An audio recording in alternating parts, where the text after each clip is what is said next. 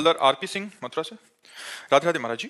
महाराज जी, जब हम कभी भंडारा या भोजन कराने का संकल्प लें और किसी कारणवश उसे पूरा नहीं कर पाते तो क्या प्रभु नाराज हो जाते हैं, सामाजिक जीवन में अड़चन आने लग जाती है? नहीं नहीं, बिल्कुल नहीं। इससे कोई फर्क नहीं पड़ता। हमारा विधान नहीं बन पाया, उससे भगवान थोड़ी नाराज। भगवान इतने स्वार्थी समझ लिए क्या?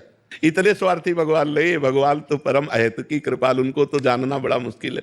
वो कृपाल ही कृपाल हैं। हाँ, ये जरूर है कि जैसे हमने ये संकल्प किया कि हम 100 संतों को भोजन पवाएंगे और आज हमारी व्यवस्था बिगड़ गई किसी कारण से, तो ये हम बात याद रखेंगे कि जब हमारी समस्या सुधर जाएगी तो हम 100 संतों को जरूर पाएंगे।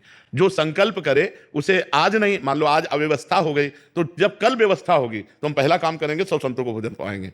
ये भगवान नाराज नहीं होते, लेकिन हमने जो संकल्प किया उसे हमें पूरा करना चाहिए। कभी कि भाई हम गंगा स्नान करेंगे अमुक तारीख को, अब अमुक तारीख को समस्या आ गई, नहीं तो फिर हम अगली तारीख निश्चित करते हैं और उसमें जाते हैं गंगा स्नान। जो पवित्र कार्यों का संकल्प बने, पवित्र कार्यों का, दान पुण्य तीर्थयाटन भगवत दर्शन आदि का, उसे टालना नहीं चाहिए। यदि कोई ऐसी समस्या आ जाए तो फिर अगला समय उसको दे देना चाहिए कि आज हम समस्या में फंस गए तो अगले समय में हम ये कार्य कर देंगे। महाराज जी, ऐसा बोल सकते हैं भगवान जी से कि क्या ये मेरी पूरी कर दो, मैं आपको ऐसा कराऊंगा? वैसे हमें लगता है भगवान से ऐसा नहीं बोलना चाहिए। भगवान बहुत बड़े दाता हैं, बहुत बड़े मालिक हैं, और हम उनके बच्चे हैं। तो अपने पिता से कैसे मांगा जाता है? क्या ये कि पिता से ऐसे मांगा जाता है कि तुमको 10 लड्डू पवा देंगे, हमें 10 रुपया दे दो?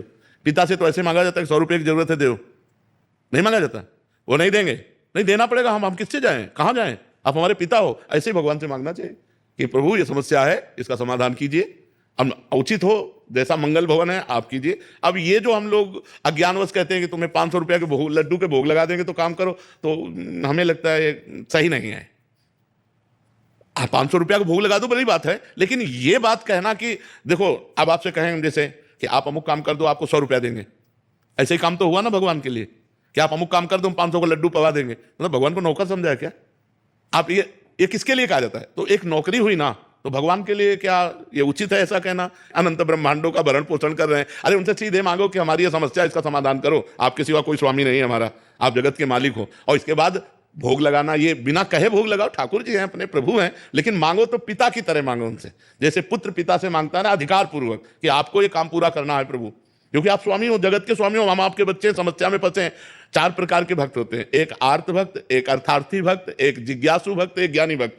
आर्त माने अपनी संकट निवृत्ति के लिए भगवान से निवेदन करना, अर्थार्थी माने धन प्राप्ति के लिए भगवान से प्रार्थना करना, जिज्ञासु माने भगवान को जानने के लिए भगवान की आराधना करना, और ज्ञानी जो भगवान को जान चुका है। ये 4 प्रकार के होते हैं। तो ये भी भक्ति है कि हम केवल अपने प्रभु से मांगे, दूसरे से किसी से नहीं, तो वो बहुत बड़े दाता हैं, वो दे देंगे। लेकिन ऐसे नहीं मांगना चाहिए कि हम आपको 56 भोग लगा देंगे, आप हमारा काम कर दो, ये ठीक नहीं है, ये ठीक नहीं है। महाराज जी की वाणी हम सबके जीवन के लिए एक ज्ञान है। आपको महाराज जी की बात से क्या सीख मिलती है, कमेंट में बताइए। राधे राधे।